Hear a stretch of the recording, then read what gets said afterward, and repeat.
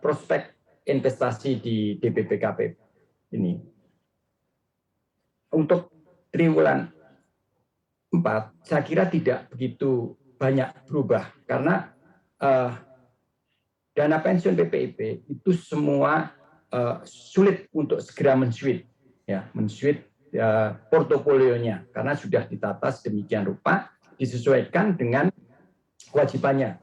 Jadi orientasinya adalah liability driven sehingga portofolio tersebut sudah disesuaikan dengan kebutuhan likuiditasnya.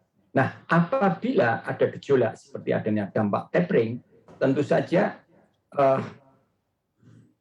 untuk PPMP atau PPIP itu hanya akan mempengaruhi nilai pasar. Ya, rata-rata dampak tapering itu kan adanya capital flight atau modal keluar dari Indonesia atau juga nilai rupiah turun sehingga akan mempengaruhi nilai daripada pasar modal baik itu obligasi maupun saham.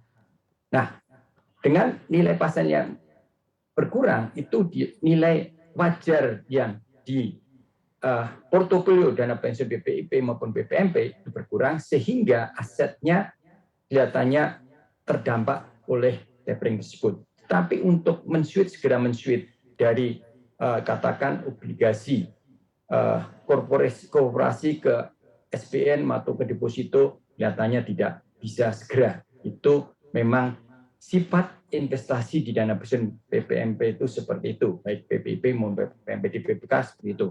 Sudah diatur sesuai dengan investasi dan diatur sesuai dengan kebutuhan likuiditasnya. Hanya saja untuk dana pensiun PPIP adanya life cycle fund, jadi usia-usia yang menjelang 2 tahun atau bahkan 1 tahun atau 5 tahun menjelang pensiun itu bisa di-switch ke investasi yang sifatnya risiko rendah, SPN atau deposito berjangka. Ini sifat daripada investasi di DBPK. Baik, kita akan beralih ke Pak Nanang, silakan Pak. Oke, baik.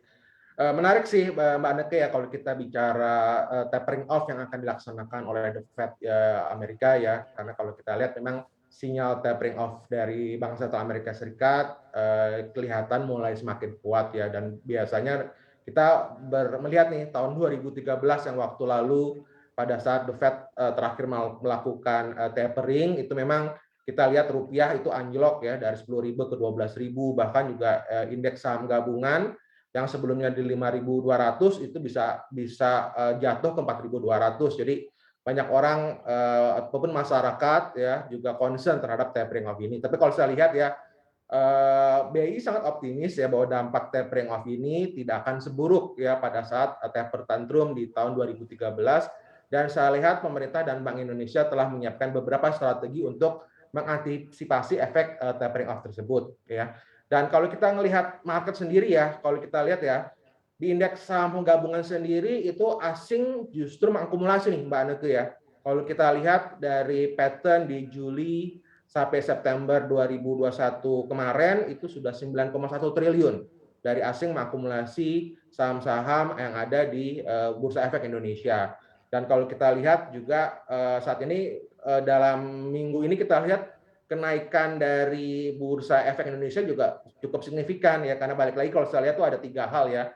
Ada penurunan kasus aktif COVID ya yang membuat optimis masyarakat bahwa kegiatan ekonomi akan tumbuh dengan baik, terus bursa global juga sudah tinggi sehingga balik lagi banyak dana-dana masuk lagi ke Indonesia, dan kita lihat adalah kenaikan dari harga komoditas baik itu dari coal, batu bara ataupun CPO yang akan menguntungkan negara Indonesia sehingga mendorong harga saham komoditas bisa melejit lebih baik lagi.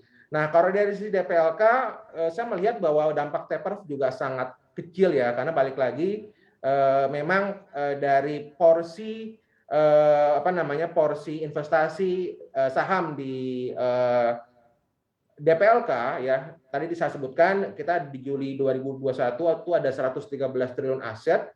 Nah, untuk saham itu hanya sekitar 3,3% ya dari total 113 triliun. Nah, selebihnya itu banyak di deposito berjangka, SBN dan obligasi korporasi.